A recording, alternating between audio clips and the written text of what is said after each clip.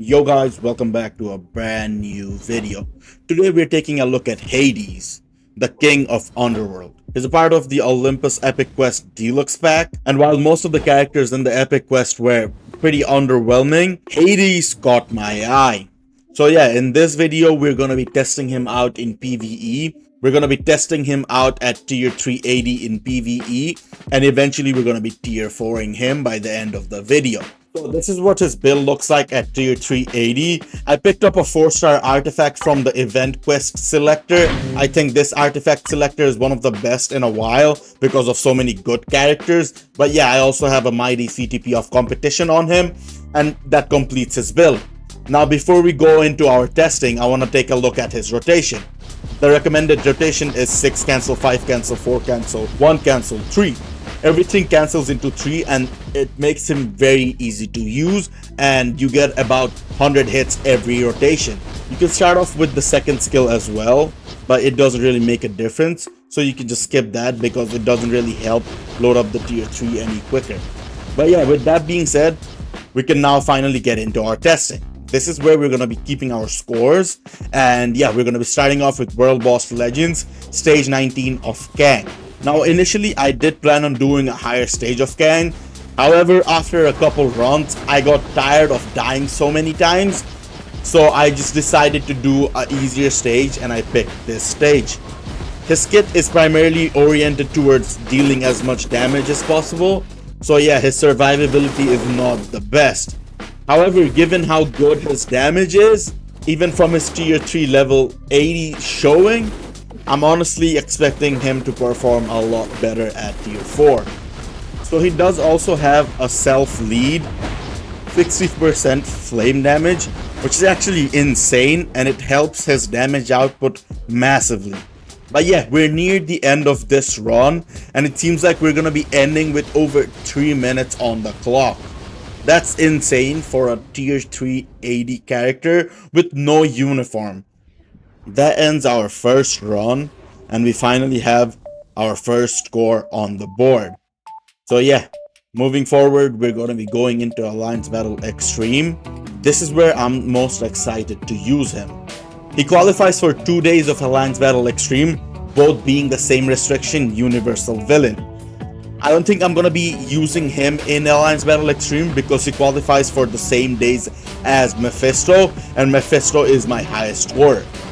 Aside from that, he has all 3 cancels for Alliance Battle Extreme, making him very versatile for every season. So you don't really have to depend on strikers to do your cancels, and you can score more every season. So yeah, let's see how this run ends up, and we can move on from there.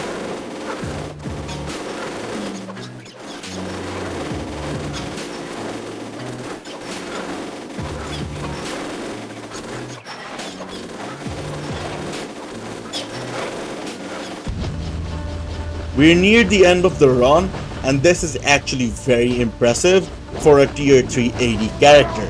Most of the props go to the CTP of competition, but you have to accept the fact that Hades is very strong. 13 million at tier 3 is no joke for my account. That ends our Alliance Battle Extreme run, and now we can move on to Alliance Battle Legends. This is where I think his value will shine the most. He qualifies for 3 restrictions: Universal Male, Villain Alien, Villain Male. The standout restriction in my opinion is Villain Alien, where he's going to be competing with Loki and Farmer Thanos. I despise using Loki, and I have my Thanos built for PvP, so if Hades actually scores better than Loki, I will without a doubt replace Loki in a blink of an eye. Hades is already so much easier to use, and not to mention Loki needs an absolute god build to be really good. But yeah, this is not a Loki comparison video. If you guys want that, be sure to leave your comments down below. But yeah, back to Hades. He has 2 out of 3 cancels for Alliance Battle Legends, only missing Shock in his kit, and unfortunately for us, we ended up testing him in the Shock restriction season. We had to use Proxima as a cancel, and we still ended up scoring more than 8 million at tier 380. I'm actually baffled at how good he is performing. With that, our Tier 380 testing comes to an end. Now we can move on to Tier 4ing him. Before we actually start upgrading his gears and skills, this is what his build looks like again at Tier 380. He is a native Tier 1 character, so I am hoping that he's gonna be comparatively cheaper. Now let's get started. We started off with 11,321 carbonadium and 8,377 soul of the felty. Let's see how much he ends up costing. So yeah, we're done with the gears and finally we're here. So all in all, it's costing me 6,974 carbonadium, 5,540 soul of the felty. That is actually pretty expensive for a native Tier 1 character. It's pretty absurd, but what can you do? We did receive a 17k energy attack boost, which is going to be very good for our scores. But yeah, this is what his build looks like at Tier 4. With the massive attack boost, now we are absolutely ready to take on all the game modes again. We will be starting off with World Boss Legends again, the exact same stage, stage 19 of Kang. Our run at Tier 380 was already very fast. Now with the Tier 4 upgrade, how much faster will it actually get? The main reason why I think he's scoring this good is the mighty competition. You can also use him with the rage. He will perform good as well. Alternatively, since he is an elemental damage character, you can also use him with the judgment. But since I had a competition laying around, I decided to go ahead and use him with the competition because he doesn't have guaranteed crit in his kit. So you're better off not using rage on him. But yeah, rage would definitely be a viable CTP option for him. But yeah, we're near the end of this run and it seems like we did it much faster than the previous run with almost 4 minutes left on the clock. That's some crazy work right there. Now we can move on to Alliance Battle Extreme. See how much better we get here.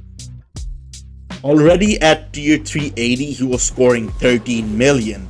I have certain characters that struggle to do that at Tier 4, and his build isn't even maxed out. I can add more Odin's blessings, improve his gears, and he's gonna be scoring even better. But yeah, with that being said, let's see how Hades ends up performing at Tier 4.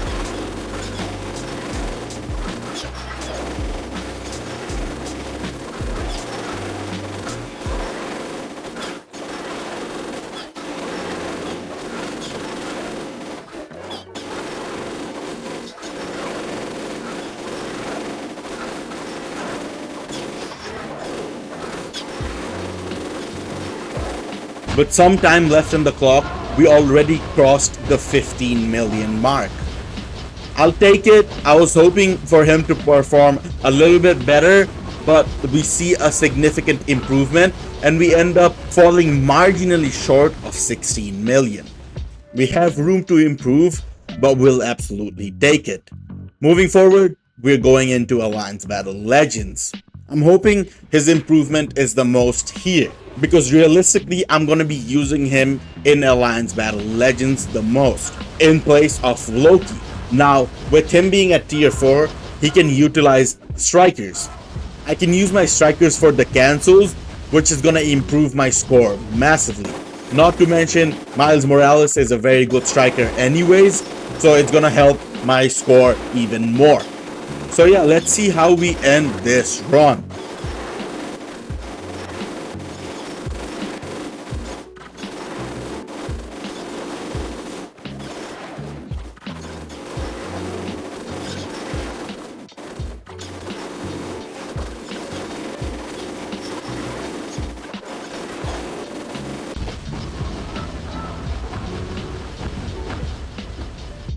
We're near the end of our run and we seem to have crossed 12 million already. That's a massive improvement. The striker helped massively, and yeah, we have to give props to Hades for being such an easy to play character who hits so hard. With that being said, our testing has come to an end. Now we can move on to our comparisons to see how much of an improvement we saw as we tier forward Hades. So we started off with World Boss Legends. Our first run was 105 seconds and we improved it by 39% as we did it 41 seconds faster. Moving forward, we have Alliance Battle Extreme. We started off at 13 million and we added 3 million more to the score with an improvement of 22%. Next up, we had Alliance Battle Legends. We started off with a decent score of 8.5 million at tier 3 80. Then we moved on and scored over 12 million at tier 4.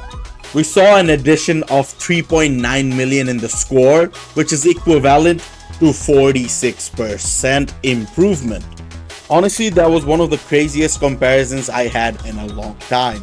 So yeah, as the final verdict, I genuinely think Hades is a very strong character with potential to replace Loki. I can't say for sure just yet, so I am planning to take them in a head-to-head battle and see who comes out on top.